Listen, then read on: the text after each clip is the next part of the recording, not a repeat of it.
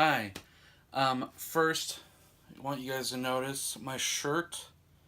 I love it when you call me Big Papa. Hilarious Hemingway shirt. His nickname was Papa, and that's Hemingway right there. Today I'm going to be doing a review on Riders of the Purple Sage by Zane Grey. So basically what I'm trying to do is I'm going to do a small series of videos, kind of spread throughout my other stuff, where I examined the Western. Some pivotal Westerns throughout the history of that genre. My grandpa was really into Westerns, and through him I started reading them. I don't as much anymore. My reading tastes have kind of evolved and shifted, but I thought it'd be entertaining and interesting to go back and examine some of these key Westerns or important Westerns to kind of see how the genre has evolved and tweaked over the years. So a good place to start, I thought, would be this, Zane Grey's Riders of the Purple Sage. It's a classic of the genre. It's still considered by some to be the highest selling Western of all time. I don't know if that's true. I tried to look up exact sales figures and it was really hard. The closest I could find was that they just said over 2 million copies. So who knows, really. It was published in 1912. I think it was like his 4th or 5th novel, but it was the one that really put him on the map. And it's the one that's endured the most and is his highest selling. So for those of you who don't know, Zane Grey was a hugely popular Western kind of adventure author in the first half of the century. It was funny, I was reading a little bit about his life, and his son in later years said that he could tell how old people were because he would ask them if they knew who Zane Grey was. He said if they had heard of him, they were usually over 50, and if they hadn't, they were under 50. And he's definitely a writer whose readership has declined massively. Although it's still a popular book, you can find a lot of Goodreads reviews of it, so obviously it's being read, but not to the same extent that he was. So we're starting this with one of the foundational kind of classics of the modern Western. So yeah, it was published in 1912 by Zane Grey.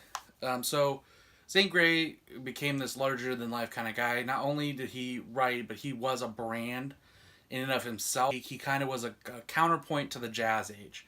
This was in 1912 in his other works. So throughout the 20s and 30s, he was where you have someone like Fitzgerald who could kind of personify the Jazz Age and all the things going on. Zane Grey was a counterpoint to that. He was kind of an everyman into hard work, into clean outdoor living. Came out way later that he had a lot of affairs and was very good with the ladies, even while he was married. So that kind of changed that. But during his own lifetime, there was the idea that he represented kind of the opposite of the Jazz Age. So as far as this book, so I had never read it before. It's very famous. So I picked it up and I was expecting, okay, this is a foundational Western.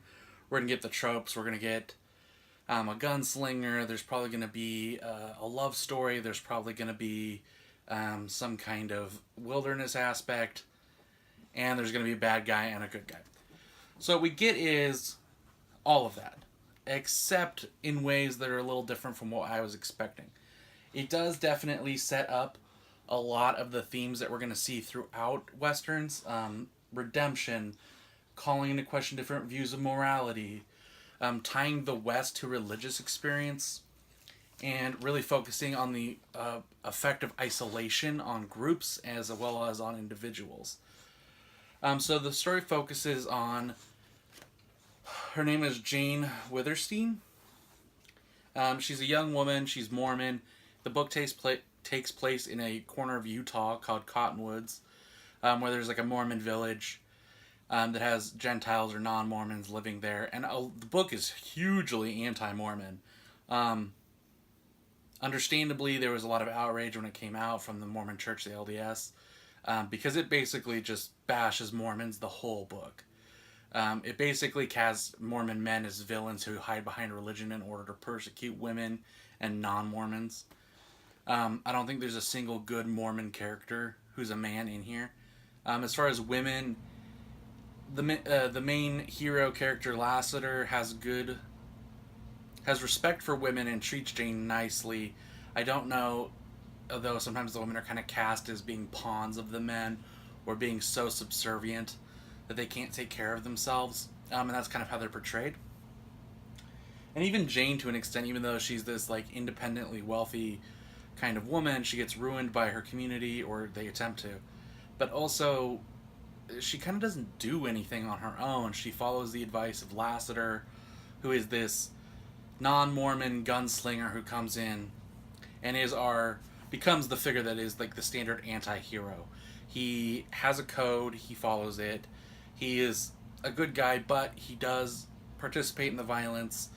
He's not scared to be violent, and he lives kind of outside the norms of society, so that's a very familiar trope of the Western. So Lassiter is kind of the prototypical character. There's also the Prototypical Apprentice is what I'm calling it, but it's basically another character who starts to become or follows behind the anti-hero or our kind of white knight character. And there's one of two ways that goes. Either they don't fulfill the promise, or they do fulfill the promise and become maybe a better version of. And I think here we have the character of Burn Venters, and he fulfills the promise of Lassiter. He becomes a man within the confines of the book, but then he also, it's implied that maybe it would be less violent or less driven by revenge. As far as the book itself, it is very flowery prose. It's high melodrama. There's very little violence in this, and I was surprised by that. Usually, these kind of entertainment pulp western writers, they like to throw in some gunplay, some different scenes. There are tense moments, but there aren't that many moments of actual gunplay or violence. It's more or less just it's a love story. It's basically a romance with some guns involved and a little bit of intrigue about who was the person that did this and who are these people that are trying to ruin Jane and her fortunes. I know I'm being complicated. I don't want to spoil anything. If you want to read this, because the book starts with a conflict. Jane refuses to marry one of the Mormon elders. She says, no, I'd rather still do things on my own. The Mormon elder says, okay, see ya. And basically Lassiter rolls up to scare him off from taking Venters, because Venters is also a non-Mormon. And once that all stops, they basically both tell Jane, well, you just screwed up. We know Mormon men, they're bad dudes. That guy's going to convince the town to hurt you and to kind of shut your business down, so you're going to end up having to do what he wants. And so the whole book is that happening? Isn't it? How is it happening? Who's actually behind it? What's happening? So it was kind of strange. The book, the word sage, the word Mormon, and the word Gentile show up like an infuriating number of times. And this book really gets boring and drags on in certain instances, in certain portions. I can't say that I recommend it, but I think it's interesting if you want to build on what the Western became and how it's continued to evolve over time. I think this is a good place to start, and an interesting book if you want to look at how a genre that often gets overlooked because it's so like formulaic and trope driven, much like sci-fi, horror, those kind of genres. I think it's interesting to go back to one of the foundational texts and to see where it all kind of started, where these things started. So anyway, it's interesting. I don't know if I can recommend reading it unless you really want to get into those classic westerns. Alright, let me know if you enjoyed this in the comments down below, if you have any thoughts, or if you're interested, or if you have read it and you have some observations. If not, I think my next episode is going to be on Lonesome Dove. Then I'm going to move to Blood Meridian by Cormac McCarthy. And finally, The Sisters Brothers. And I can't remember the name of the author for that. And that's in the order of when they came out, I believe. So that we can examine how these tropes kind of have evolved over time. Also be looking for a Man Booker short announcement video, and then other book reviews as well. Again, I'm really hoping to stick to a more consistent schedule, at least once a week, putting a video out for you guys. So thanks for watching. See you later.